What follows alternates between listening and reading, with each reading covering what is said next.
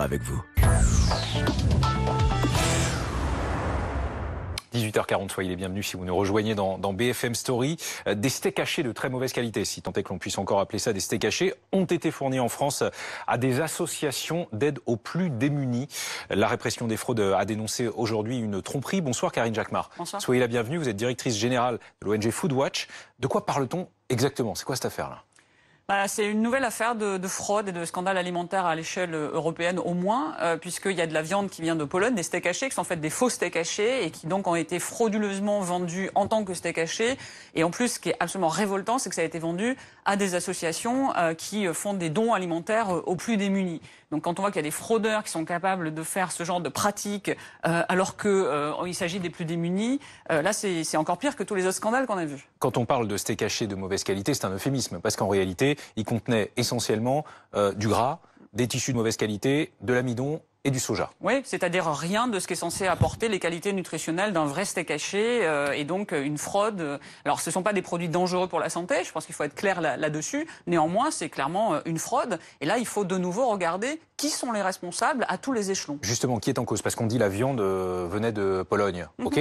Le fournisseur donc, mais il y a des intermédiaires forcément dans cette affaire pour ensuite les refiler aux associations d'aide aux plus démunis. Oui, absolument. Et donc en fait, c'est comme un second scandale de la viande de cheval. C'est ce qu'on dénonçait en avril quand il y a eu le procès de la viande de cheval, ce scandale de 2013. Là, c'est la même chose parce que ce que ça met au jour, ce sont des chaînes de production et de distribution, surtout de transformation et de distribution très compliquées. Et ce qu'il faut rappeler, en fait, c'est que tout le monde est responsable, tous les maillons de la chaîne. Donc le fournisseur de Pologne est responsable, mais il y a aussi des entreprises en France qui ont joué le rôle d'intermédiaire, qui ont acheté cette viande et qui l'ont vendue aux associations. Et ces entreprises, aujourd'hui, il y a deux problèmes. C'est un, leur responsabilité, parce que la réglementation européenne sur l'alimentation et la loi consommation en France leur donne une responsabilité claire. Chacun doit s'assurer de ce qu'il reçoit de son fournisseur et de ce qu'il revend. Il doit s'assurer que c'est conforme.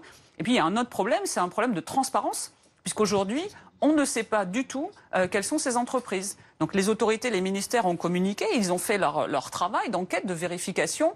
Mais dans le communiqué de presse du gouvernement aujourd'hui, c'est bien, ils communiquent, mais ils ne nous disent toujours pas de quelle entreprise il s'agit. Mais le problème, c'est qu'ok, il y a la responsabilité des intermédiaires, mais enfin, ça veut dire quand même qu'on peut importer aujourd'hui en France le meilleur comme le pire.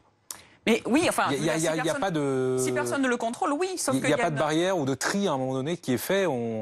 Bien sûr que si, puisque encore une fois, il y a la responsabilité des entreprises et des autorités. Donc la réglementation européenne... Et les normes, notamment, sont-elles... La réglementation européenne, elle dit clairement, il y a des normes. Donc ça, on a affaire à un produit qui n'est pas conforme, qui ne respecte pas les normes. Pour vous, c'est pas la réglementation européenne là qui est en cause ou à revoir? Non, la réglementation européenne, elle est très claire, mais elle demande, comme on le dit à chaque fois, elle demande une mise en œuvre beaucoup plus stricte et efficace, notamment au niveau des contrôles. Et ça, c'est la responsabilité des États membres. Donc, il faut absolument que les moyens soient laissés à l'État. Au lieu de réduire les effectifs et les budgets, comme on continue à le faire en France, il faut que l'État puisse faire ses contrôles, puisqu'il y a la responsabilité des entreprises, mais c'est aux autorités publiques de contrôler ce que font les entreprises. Cette histoire de faux steak, entre guillemets, à destination des plus démunis, c'est en fait le dernier épisode, vous le disiez, d'une longue lignée de scandales causés ces dernières années en France, en particulier par les tromperies sur des produits importés.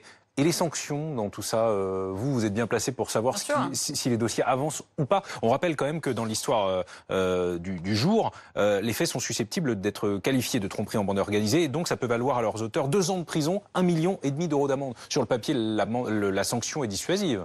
Oui, mais dans les faits, il n'y a pas de sanction dissuasive aujourd'hui. Donc il faut vraiment envoyer un message fort aux entreprises et aux fraudeurs. Et si on regarde par exemple le procès de la viande de cheval dont on a eu les résultats en avril, l'ex-dirigeant de Spanghero qui a été mis en cause, Spanghero entre février et décembre 2012 a fait un chiffre d'affaires de presque 2 millions sur le négoce de viande de cheval. Au procès, on leur a dit on va vous confisquer 100 000 euros. Donc, en gros, il n'y a pas suffisamment de sanctions dissuasives. Et depuis la loi Hamon, les sanctions sur le papier sont plus importantes, mais on les attend toujours. Et dans le procès Lactalis, par exemple, dans l'affaire Lactalis, Foodwatch a porté plainte non seulement en ciblant Lactalis, mais aussi les distributeurs qui, on s'en rappelle, avaient continué à vendre des produits censés être rappelés. Pour autant, aujourd'hui, les sanctions ne sont toujours pas tombées. Donc, il faut beaucoup plus d'efficacité dans les contrôles, il faut des sanctions beaucoup plus dissuasives, et il faut de la transparence. Opacité, impunité.